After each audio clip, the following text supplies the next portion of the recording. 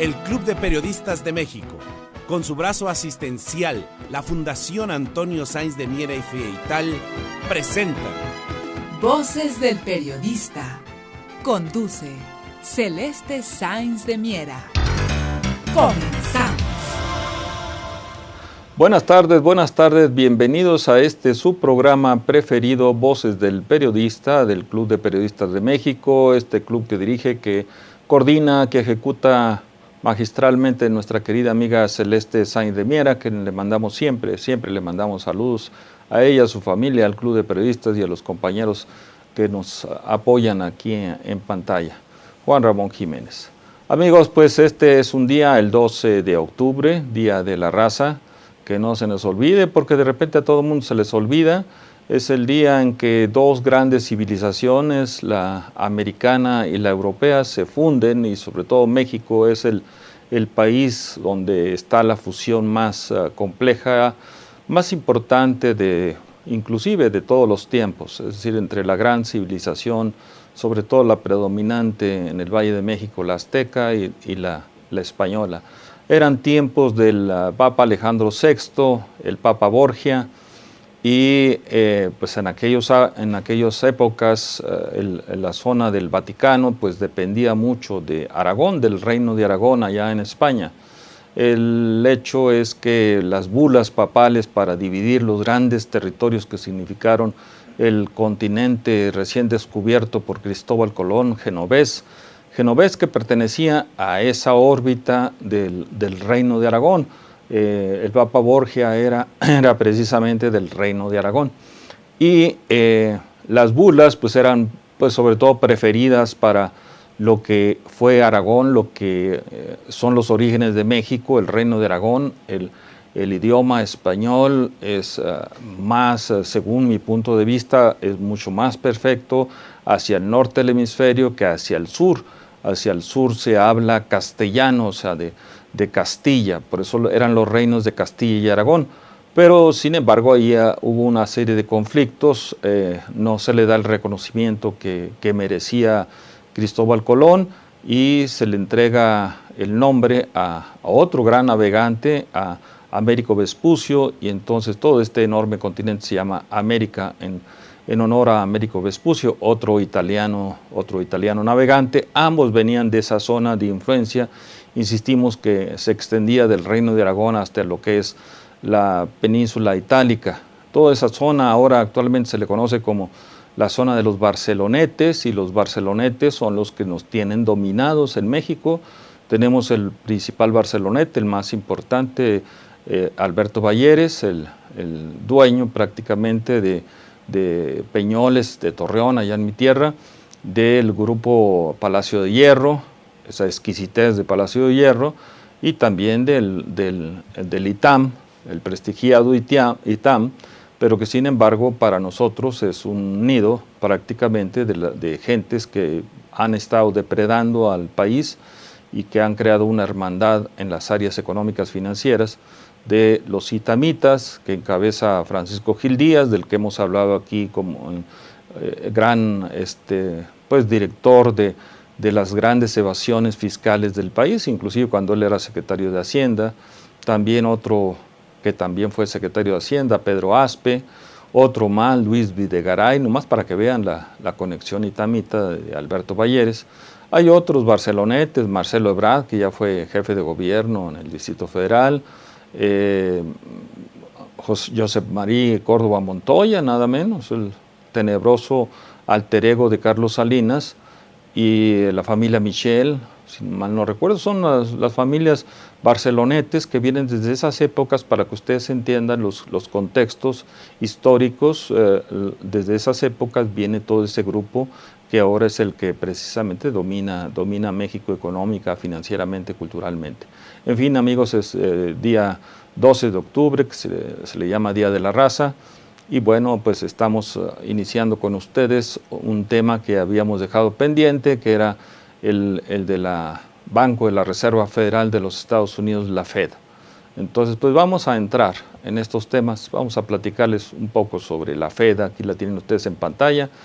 Como el dólar está migrando, está moviéndose hacia el dólar digital. Hacia su izquierda lo pueden ver ya el dólar digital, que ya en pocos años pues, va a dejar de existir el dólar tal como moneda de uso común y va a estar digitalizado. Estos son los tiempos de la economía digital, del capitalismo tecnológico, sobre todo en las áreas económicas financieras.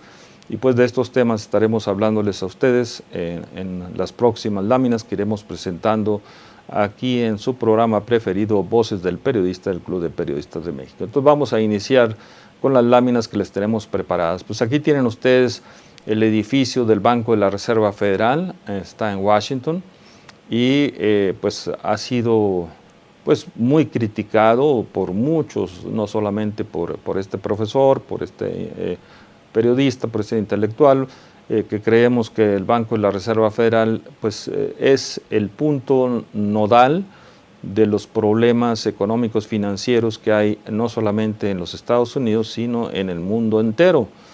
El Banco de la Reserva Federal, para muchos, hace usura al mismo gobierno de los Estados Unidos, les cobra tasas de interés al mismo gobierno de los Estados Unidos y al resto del mundo hace señoriaje o señoraje. Señoriaje es un tributo medieval que se hacía al señor feudal y pues nosotros estamos, se supone, en tiempos del capitalismo tecnológico, ya estamos operando el capitalismo financiero, pero se paga un tributo al dólar. O sea, si por ejemplo el Banco de México tiene una gigantesca cantidad de dólares, pues estará pagando aproximadamente entre el 1 o 2%, a veces dependiendo de las negociaciones que se tengan con el Banco de la Reserva Federal. Imagínense ustedes, se está pagando un tributo por tener dólares guardados en el Banco de México. Todos los países lo hacen, no solamente México. Todos los que son los países de la órbita del dólar le dan este tributo medieval al señor dólar, al patrón dólar, que es el que predomina en el mundo occidental y es la principal moneda dentro de los mercados financieros de alta volatilidad, que son los mercados de divisas. Entonces, pues ahí tenemos la importancia del Banco de la Reserva Federal en los Estados Unidos. ¿Qué sigue, por favor?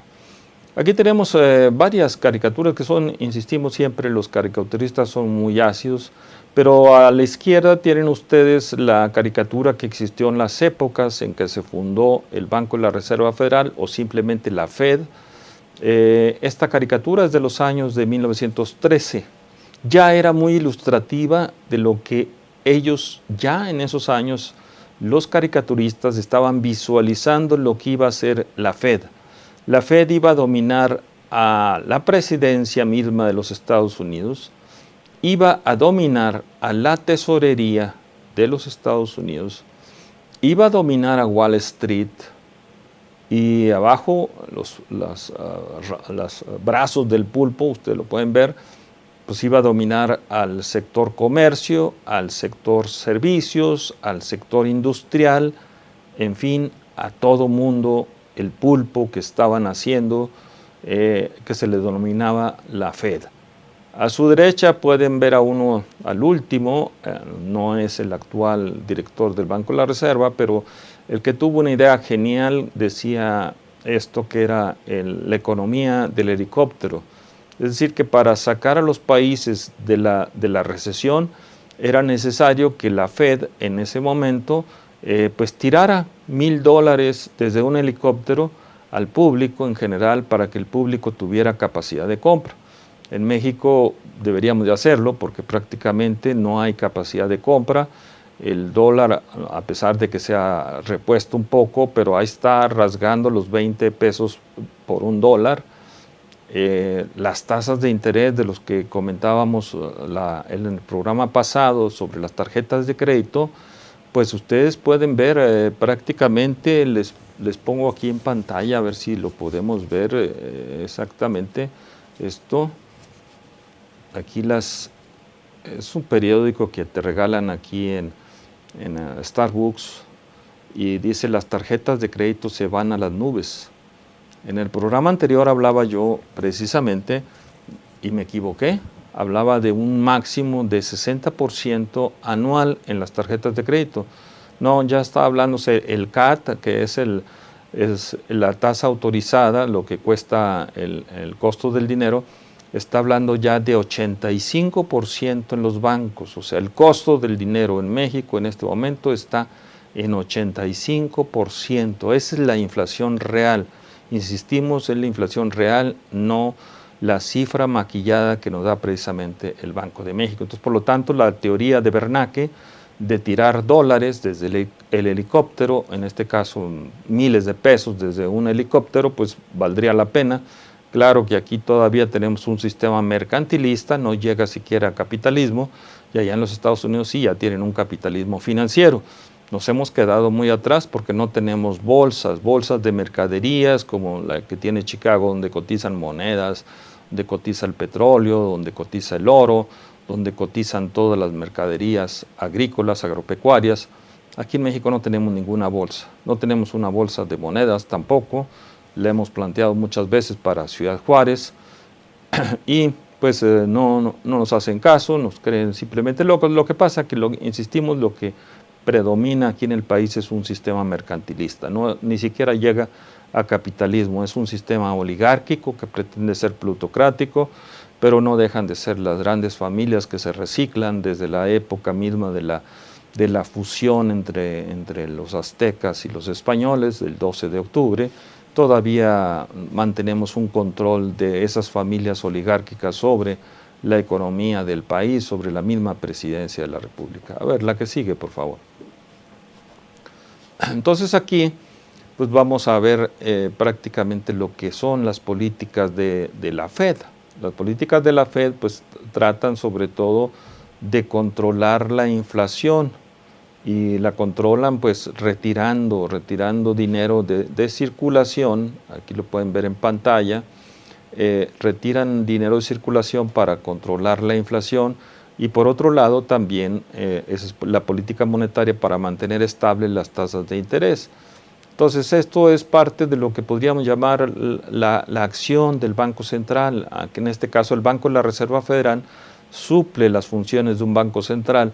La diferencia, para que me entiendan claramente, la diferencia es que, por ejemplo, en el caso del Banco Central de México, Banco de México, es del gobierno federal y allá en los Estados Unidos el Banco de la Reserva Federal no es más bien un órgano paraestatal descentralizado del gobierno de los Estados Unidos. Es decir, la Fed es de los banqueros y acá en México es del gobierno. El gobierno funge o hace funciones de banquero central, que es lo correcto. A nivel mundial prácticamente es lo correcto. Estados Unidos se sale del contexto precisamente por la Fed, que es un modelo de banca central paraestatal descentralizada, donde los poderes están en manos de los banqueros. Los banqueros, por eso insistimos, en Estados Unidos hacen usura al gobierno de los Estados Unidos, que es el gobierno más poderoso del mundo, y hacen también señoriaje, es decir, por la emisión de moneda que hace la Fed, y que entonces la tesorería pasa a ser una segundona en el aspecto económico financiero. Prácticamente la tesorería de los Estados Unidos no existe, solamente para emitir deuda, que son los Treasury Bills o T-Bills que le llaman. Entonces la que sigue, por favor. Aquí podemos ver en pantalla que es la doble función que tiene en este caso el Banco Central. Por un lado, mantener la inflación controlada y por otro lado tener el empleo controlado. Es decir, en esos dos ejes se mantiene el juego del Banco Central. Es decir, nos dedicamos a controlar inflación y nos dedicamos a controlar el empleo. Y aquí en México, pues aquí no hacemos ni una ni la otra. Ellos dicen que tienen controlada la inflación, ellos hablan de una inflación en el Banco de México, pero los que vivimos la economía real, la economía de la calle, la economía efectiva, sabemos que la inflación no es del 4%. La inflación que tenemos en México lo reflejan lo que les comentamos hace unos momentos, las tarjetas de crédito, el costo del dinero plástico que está llegando en este momento a 85% anualizado. Esa es la inflación que tenemos en el país y no la del 4% que habla el Banco de México. Pero bueno, vamos a un primer corte en su programa preferido, Voces del Periodista, del Club de Periodistas de México, aquí en Anunciación TV, Juan Ramón Jiménez.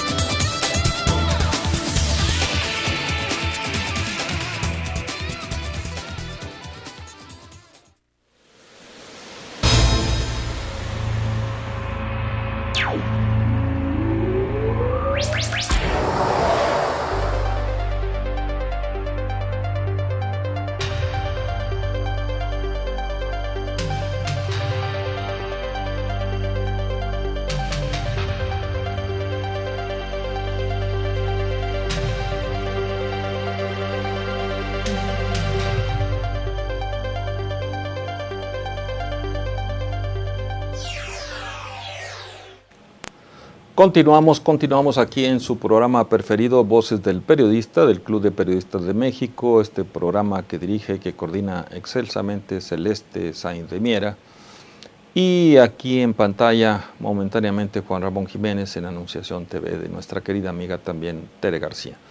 Y en fin, estábamos hablando sobre este tema de la FED, el Banco de la Reserva Federal, pero que se le conoce coloquialmente como la FED, FED. Y pues aquí en pantalla tenemos cómo está descentralizada la FED en Estados Unidos.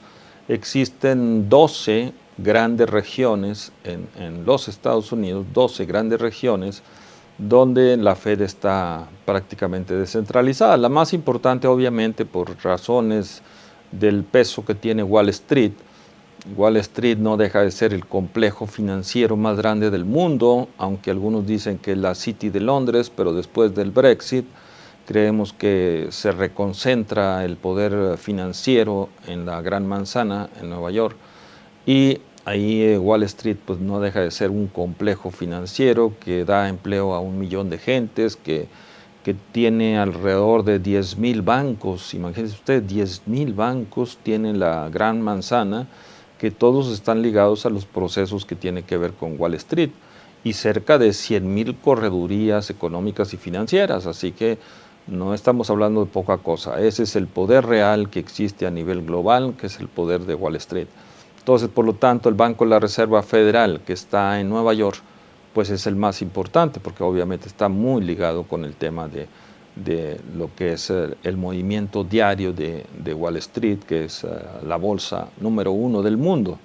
En términos beisbolísticos sería la gran carpa, la gran decisora, Y bueno, ahorita que estoy hablando de béisbol, me recuerdo que el día de anoche, y precisamente se está festejando, el que uno de mis equipos preferidos, en el caso del béisbol, pues sea nada menos que los Cachorros de Chicago, que ya pasan a jugar la Serie Mundial. Una cosa que no sucedía de hace muchísimos años, y que para nosotros nos da alegría, pues hemos estado muy ligados con la Ciudad de los Vientos, con nuestra comunidad mexicana que está muy poderosa en esa ciudad. Imagínense que la Villita, el barrio de la Villita, paga más impuestos que la calle Michigan, que la calle rica, la calle de los grandes negocios. Eso nos da idea del poderío mexicano. También nos da idea de que el último candidato que recién venía de México, del estado de Durango, y que se asentó precisamente en la Ciudad de los Vientos, Chuy García, pues para nuestro punto de vista, y mucha gente lo comenta en la ciudad de Chicago, pues ganó las elecciones para la alcaldía. Simplemente que el poder de los clanes Clinton y Obama pues no lo dejaron llegar, pero Chuy García realmente estremeció la gran ciudad de los vientos, y pues ya es un ícono, un personaje que recién acababa de llegar del estado de Durango. Y pues me salgo un poquito del tema, pero el hecho es que si la ciudad de Chicago se identificaba como la cuna de Al Capone, pues ahora es en términos muy coloquiales, de Al Chapone, del Chapo. El Chapo es el enemigo público número 1 de la ciudad de Chicago, y por lo tanto eso significa también el peso que tiene la comunidad mexicana allá.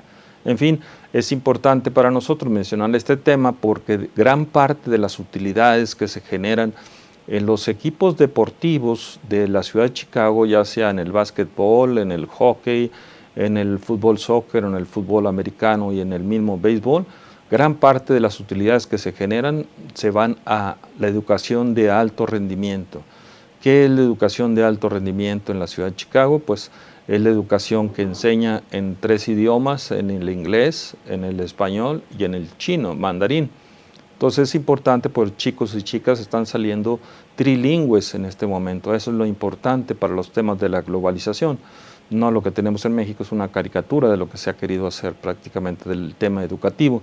Y precisamente las escuelas de alto rendimiento son escuelas creadas por un mexicano. Entonces, pues esto es un paréntesis que abrimos porque después de Nueva York, el segundo banco de la Reserva Federal más importante, pues se encuentra precisamente en la ciudad de Chicago. Entonces, aquí pueden ver las 12 regiones de la Fed, en la cual se dice que en la 11ª región, que depende de la ciudad de Dallas, está ya prácticamente dominado el Banco de México, que el Banco de México depende ya mucho del tema económico-financiero que se mueve entre Texas y México. Por eso dedicamos un programa que se llamaba Texico, precisamente porque es el poderío que tiene Texas ya sobre México, y que prácticamente el Banco de México está dominado ya no por la Fed que está en Nueva York, sino dominado por la sucursal, podríamos llamarla, por la región número 11, que es la descentralizada, que depende de Dallas.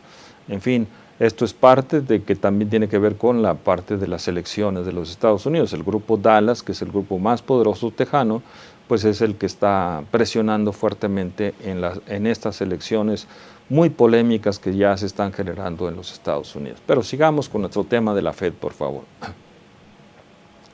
Entonces aquí tenemos un diagrama para demostrar cómo está organizada la Fed. La Fed, decíamos, tiene 12 regiones, en donde hay gobernadores en cada región. Los gobernadores de cada región son elegidos por los hombres de negocios de cada región que le corresponde. Es decir, por ejemplo, la región de Chicago, pues es los empresarios de Chicago, son los hombres políticos y son los hombres del dinero los que escogen quién es el gobernador que está representando la zona de Chicago. San Francisco es lo mismo y Dallas es lo mismo. O sea, son grupos locales los que definen quién van a ser los gobernadores de esas regiones tan importantes, descentralizadas, que tiene la Fed.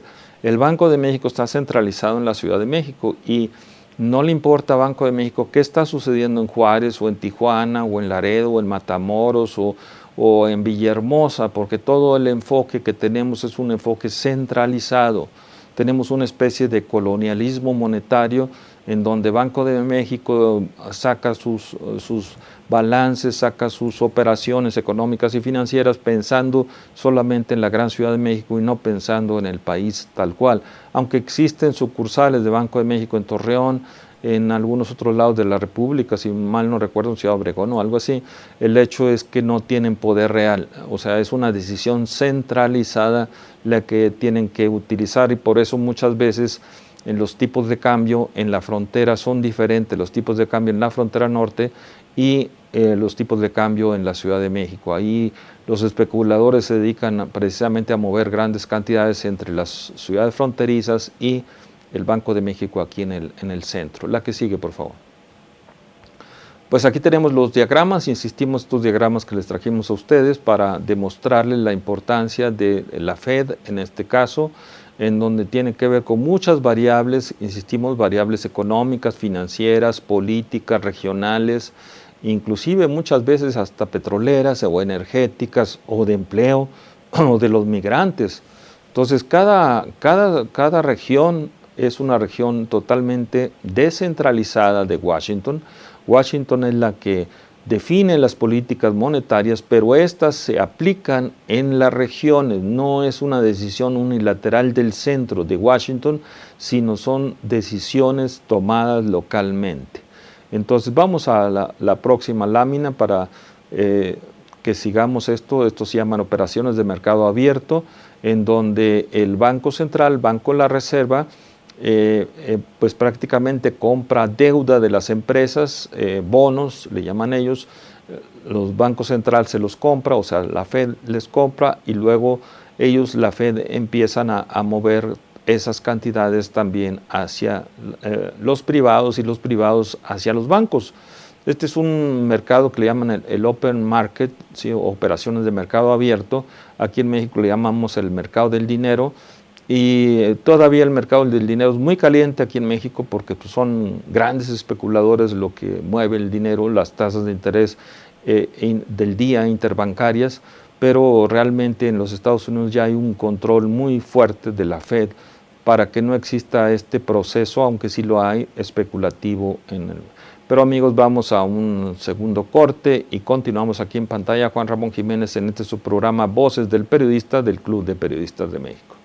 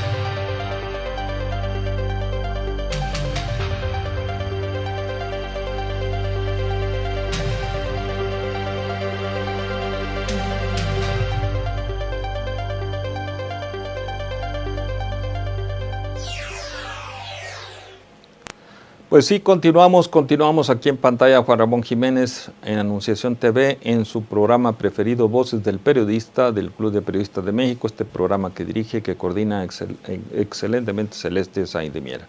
Y seguimos hablándoles sobre estos temas económicos financieros, pero sobre todo de este tema medular que es el Banco de la Reserva Federal o simplemente la Fed en los Estados Unidos. Aquí en pantalla estamos viendo varios formatos para que ustedes entiendan la importancia que tiene para los buenos analistas económicos y financieros, no aquellos que andan perdidos en detalles a veces pues coyunturales, pero estos son detalles estructurales.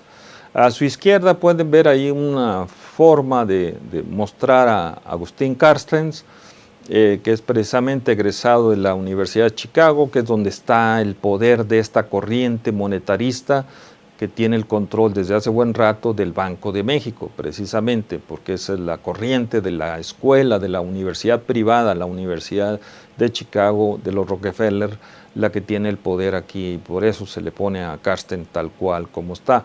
Abajo de Carstens, del gobernador de Banco de México, pues está una caricatura de una gran analista que tiene un libro muy vendido sobre el Banco de la Reserva Federal.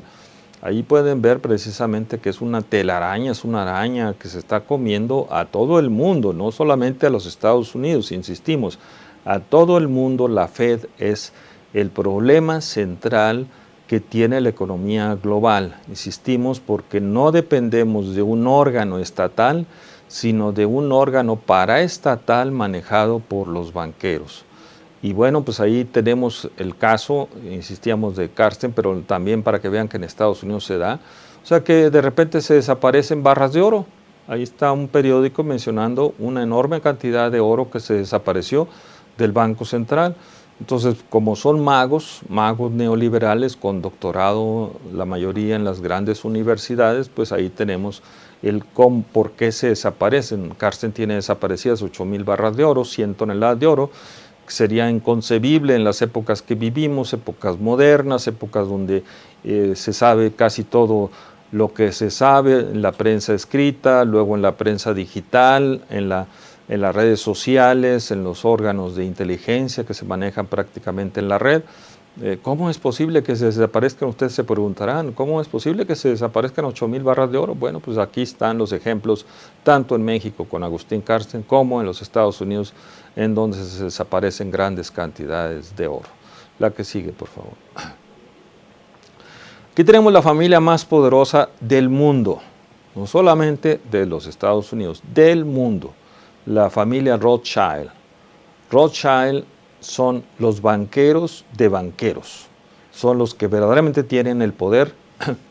Y ahí pues les ponemos esa información. Dice este banquero de la familia Rothschild, dice pues nosotros somos causantes del 11 de septiembre, nosotros fuimos causantes también de las guerras, nosotros tenemos el control del Banco Central, del mundo, no solamente de los Estados Unidos, sino del mundo. En fin, ellos, si ustedes se ponen a ver, bueno, ¿y México qué? Bueno, lo que pasa es que insistimos, aquí en México pues estamos manejados por demagogos, por gente prácticamente, como le llamo yo, a veces duramente, pero no dejan de ser gobiernícolas, es decir, gente que no tiene ni la menor idea de dónde está el verdadero poder económico financiero del país. Aquí en el caso nuestro, no está en Banco de México, está en la Torre Omega de Campos Elíseos 345, que tiene ahí el símbolo Omega, y que está enfrente del Auditorio Nacional. Ustedes desde el Auditorio Nacional lo pueden ver perfectamente, la Torre Omega. Y ahí en la Torre Omega está Banca Rothschild. Banca Rothschild existe en México desde 1810. Ahí pueden visitar su página de internet. No sé si la hayan modificado o no, pero cuando yo la visité, ellos decían: nosotros estamos en México desde 1810 y desde entonces manejamos la deuda externa del país. Por lo tanto, somos prácticamente los grandes hacedores de las políticas económicas financieras del país. Banca Rothschild es muy importante, no solamente a nivel de México, a nivel de los Estados Unidos, sino a nivel global. Ahorita una de las próximas láminas, la que sigue, por favor, creo que les traje a ustedes una idea.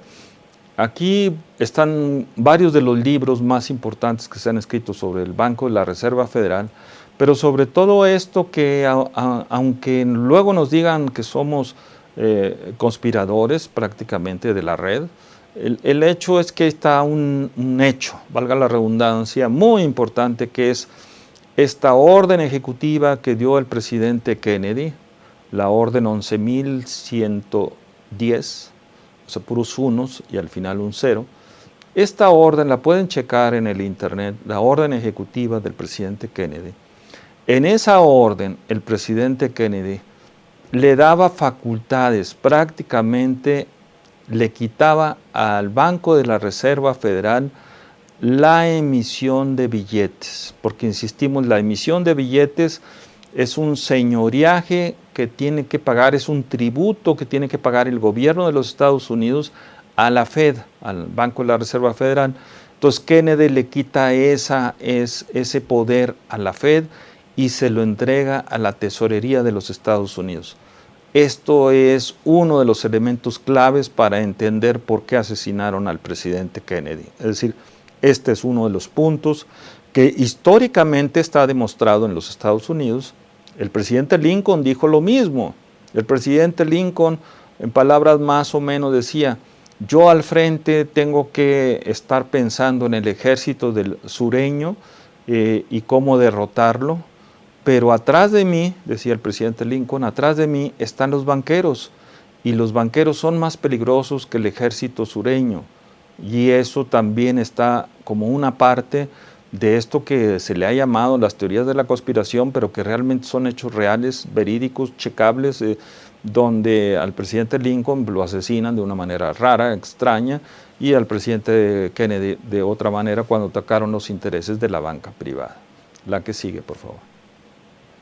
Y bueno, uno de los hombres claves que nos dio luz para entender este tema de la Fed, del Banco de la Reserva Federal, pues fue un poeta, no fue un economista, no fue un politólogo, no fue un académico, fue un poeta, imagínense ustedes, por eso los poetas a veces son tan peligrosos. Ezra Pound. Ezra Pound fue el gran poeta, el que descubrió la Fed, el que hizo un libro sobre los secretos de la Fed, y lo acusaron de loco. Precisamente lo acusaron de loco. El gobierno de los Estados Unidos lo acusó de loco y lo encerró 10 años en un manicomio. Habráse visto, o sea, simplemente por hacer un libro sobre el Banco de la Reserva Federal, lo encierran 10 años en un manicomio. Su libro, posteriormente, de una manera encubierta, sale de los Estados Unidos y se publica en Alemania, ya una Alemania que era ya no de los nazis, era una Alemania ya bajo la órbita de los Estados Unidos, pero una Alemania ya independiente. Entonces su libro de Ezra Pound se publica en Alemania, allá en los años de 1960 aproximadamente. ¿Y qué creen? Pues que el rector de la Universidad de Harvard, la universidad número 1 del mundo, la Universidad de Harvard, el rector da órdenes a un juez federal de Alemania para que confisque los libros, pero lo peor de todas las cosas, que los confisque y los queme.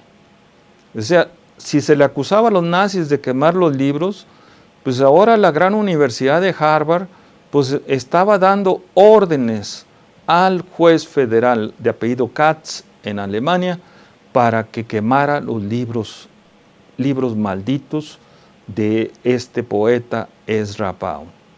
Bueno, pues esto se dan idea de la importancia de este libro, Los secretos de la Fed, ¿sí?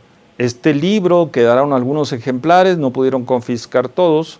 Este libro luego se filtra también de alguna forma subterránea a la Universidad de Berkeley en California, en San Francisco, y es publicado por la Escuela de Economía de la Universidad de California en Berkeley, Campus Berkeley, que siempre ha sido el campus más rebelde, inclusive de todos los Estados Unidos, más liberado políticamente. En esos años ya prácticamente estaba el movimiento estudiantil de 1968, se hace esta publicación ahí subterránea de la Fed. El FBI va y confisca una parte de la publicación, pero ya eran otros tiempos, ya empezaba la globalización y entonces el libro pues solamente se empieza a publicar primero en la Escuela de Economía de Berkeley, pero luego se pasa a otras escuelas de economía en Estados Unidos y ya no pudieron detener la edición. Es un personaje Mullins, que era un coronel del ejército, el que se viene a radicar a México. O sea, vean ustedes la importancia de todo esto. Este personaje que se viene a radicar a San Miguel de Allende, Mullins, él es el auténtico impulsor de este libro. El libro sale desde San Miguel de Allende para el resto del mundo. Ahí viene la edición real de este libro. Y pues vean ustedes dónde estamos los mexicanos, prácticamente es desde acá, desde México, que se da a conocer al resto del mundo ya de una forma oficial este libro de Ezra Pound, que insistimos fue un gran poeta, es el poeta que habla de la usura en sus versos, verdaderamente un tema medular, esta usura que viene desde la Edad Media con Santo Tomás de Aquino, que combatía fuertemente a la usura, y bueno, pues aquí Ezra Pound precisamente manejaba estos temas que no le gustaba a la clase académica y sobre todo a las escuelas de economía. Siendo yo economista, pues vemos que Harvard tomó una posición verdaderamente brutal en contra de este libro de la Fed, de Ezra Pound, para mandarlo quemar. Una cosa inédita, inconcebible en la universidad número 1 del mundo. Pero amigos, vamos a un corte comercial y continuamos con Ramón Jiménez.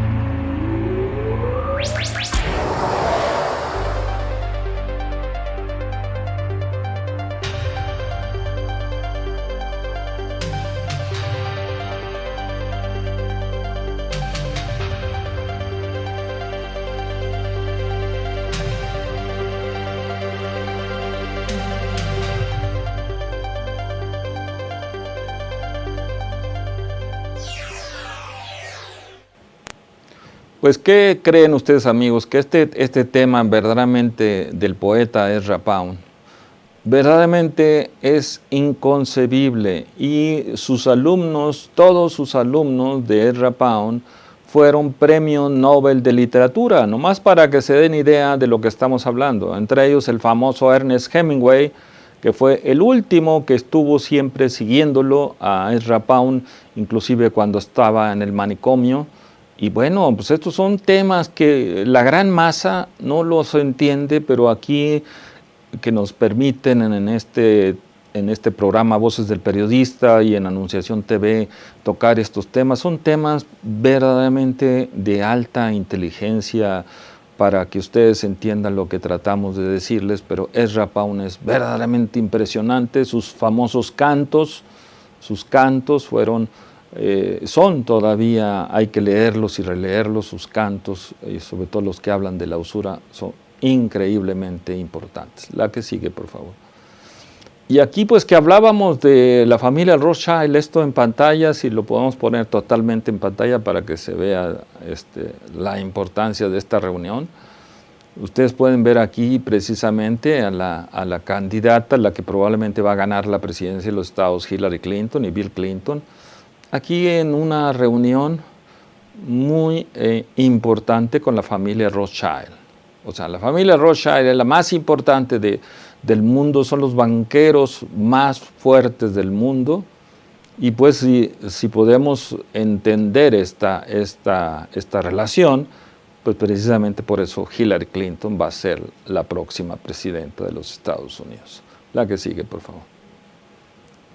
Entonces decimos, y las caricaturas en Estados Unidos son verdaderamente impresionantes, nos dicen, bueno, pues entonces ¿qué hacemos con el Banco de la Reserva Federal? Bueno, esto dicen, pues hay que pedirle ayuda a Godzilla, porque Godzilla es el único que nos puede ayudar precisamente para terminar este tema muy importante sobre la Fed. La Fed, insistimos, es la número uno, es el banco central, pero no central, es el que hace funciones de banco central, es el prestamista en última instancia del sector bancario y financiero, pero la Fed, insistimos, no es, esas eran las palabras de Ezra Pound de por qué lo pusieron en la cárcel, porque Ezra Pound dijo, ni es federal, porque no pertenece al gobierno federal, ni es reserva, porque tampoco tiene reservas, o sea, grandes reservas. Las reservas pues las tiene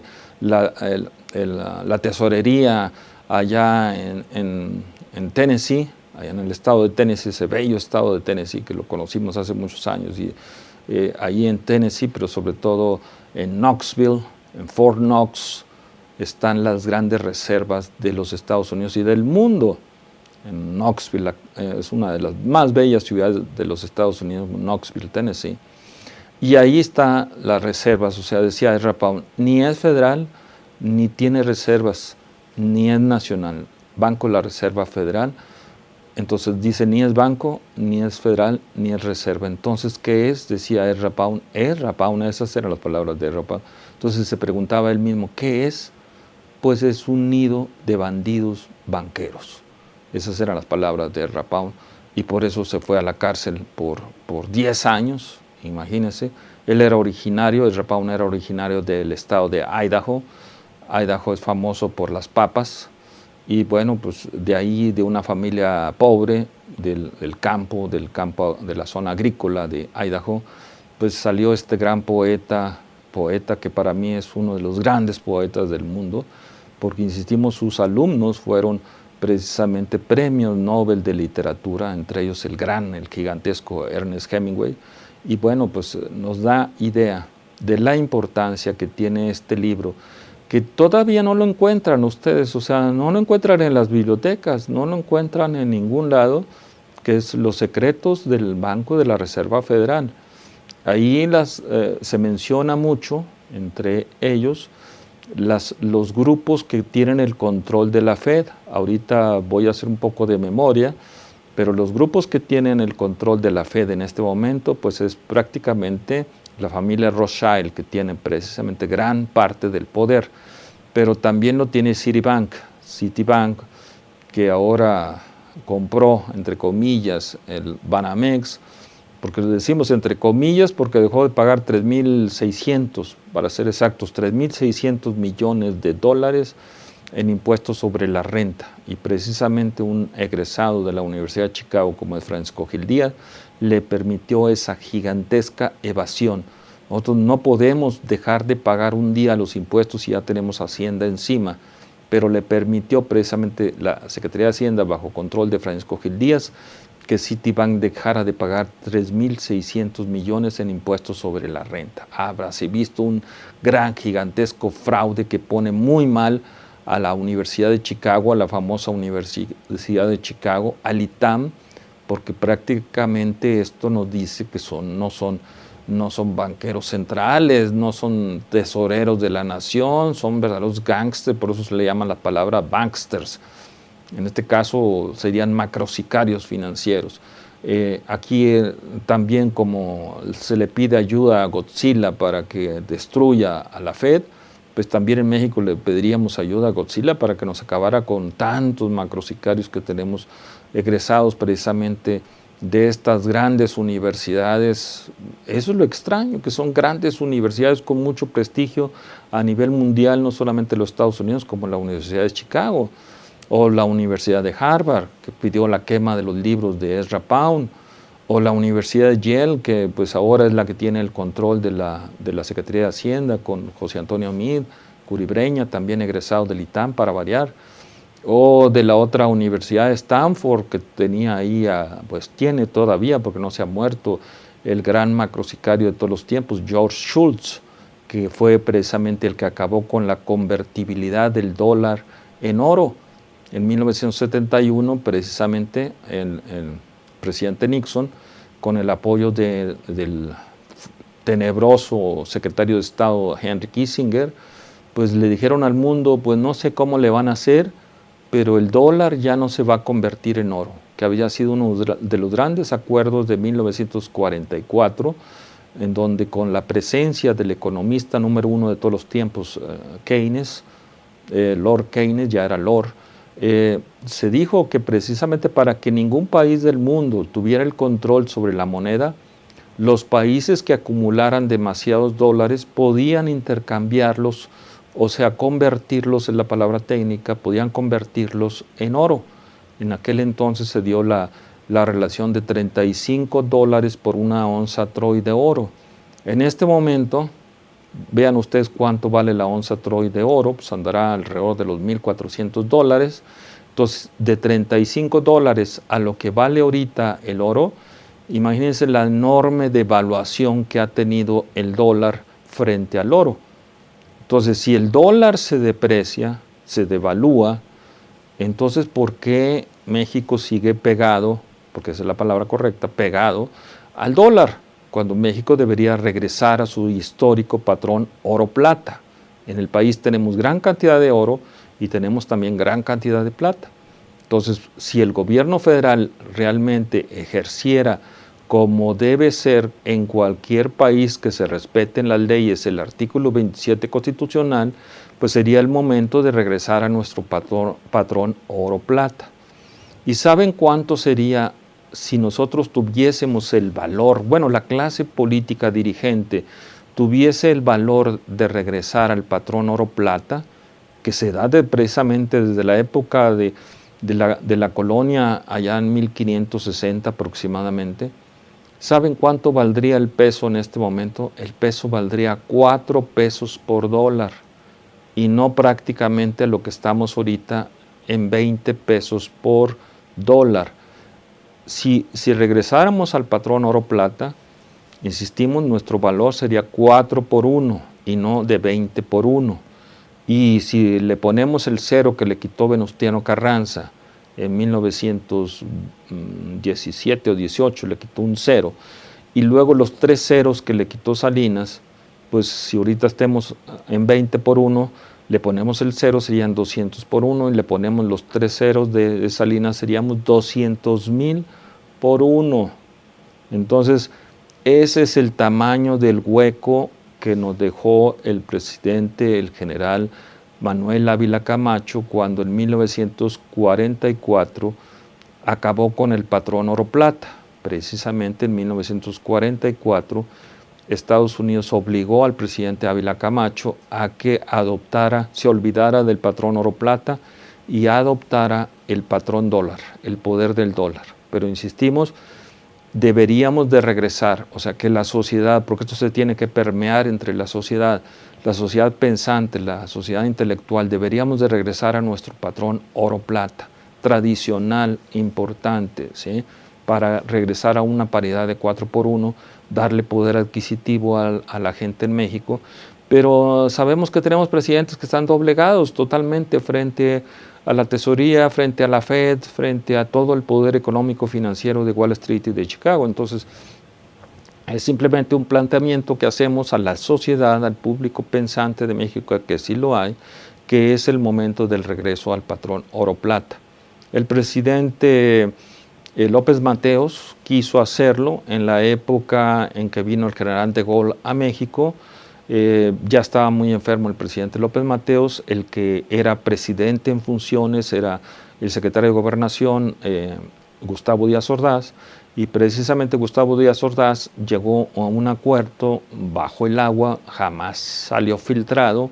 Estas son informaciones que hemos hecho con mis alumnos en la Facultad de Contaduría y Administración, en el posgrado de la UNAM, investigaciones que hemos hecho. Precisamente hubo un acuerdo entre Díaz Ordaz y Charles de Gaulle para que Charles de Gaulle convirtiera sus dólares que él tenía en oro. Fue la única ocasión en que Estados Unidos le permitió a una nación como Francia el que le convirtiera sus dólares en oro. Y México había llegado a este acuerdo con Charles de Gaulle de que era necesario regresar al patrón oro-plata y tenía el apoyo de Francia. Pero pues resultó que Estados Unidos se enteró y obviamente es parte de las teorías que abundan mucho, que tanto el movimiento estudiantil en Francia como el movimiento estudiantil en México tuvieron sus razones económicas, monetarias, precisamente en estos acuerdos subterráneos que habían llegado el presidente Díaz Ordaz y el presidente Charles de Gaulle, y que luego quiso extender el presidente Echeverría, pero pues ya prácticamente Estados Unidos ya había doblegado al país. En 1971 lo doblegó quitando la convertibilidad del dólar en oro, y el que se quedara con dólares pues se quedaba con moneda fiduciaria, es decir, que depende de la fe, pero ya no tiene ningún respaldo el dólar en oro. Por eso es que China ahorita acaba de entrar, precisamente la sorpresa de octubre. China acaba de entrar, el yuan chino, el renminbi chino acaba de entrar como moneda de reserva del Fondo Monetario Internacional. Este es un tema que vamos a hablar en próximos programas acerca de la importancia del yuan entrando como canasta de valor en el Fondo Monetario Internacional para crear una nueva moneda internacional que obviamente está basada en el Fondo Monetario Internacional, que es el banco de bancos a nivel global, que fue una parte de los acuerdos de 1944 de Bretton Woods en el estado de New Hampshire, que fueron los acuerdos de posguerra. Esos acuerdos de posguerra, insistimos, fueron terminados, acabados, precisamente por el presidente Nixon, por su secretario de Estado Henry Kissinger, por su hombre tenebroso de negocios, que era el doctor en economía George Shultz, que está en la Universidad de Stanford y que fue maestro de Guillermo Ortiz y de Joseph Marie Córdoba Montoya, nomás para que se den idea de lo que estamos hablando. Y los otros asesores que tenía el presidente Nixon, que era George Bush padre, que luego ya fue jefe de la CIA y fue presidente de los Estados Unidos. Fue la señora Ann Armstrong, que fue rectora de la Universidad de Texas A&M, y fue Richard Cheney, que luego fue vicepresidente de los Estados Unidos. De esa es la importancia de los temas económicos financieros, la importancia que les hemos tocado hoy, el tema de la Fed, el Banco de la Reserva Federal, la importancia que tengamos sobre la familia Rothschild, la banca Rothschild, que la tenemos en México, insistimos en Torre Omega, Campos Elíseos 345. Pero amigos, el tiempo en estas ondas de la televisión pues se nos va rápidamente. y esperemos que en próximos programas le toquemos estos temas que quedaron pendientes, sobre todo el yuan chino. Gracias por su atención en este su programa preferido, Voces del Periodista, del Club de Periodistas de México, este programa que dirige, que coordina excelentemente Celeste Sáenz de Miera, y gracias también a Tere García por la atención a este su programa aquí en Anunciación TV. Hasta la próxima.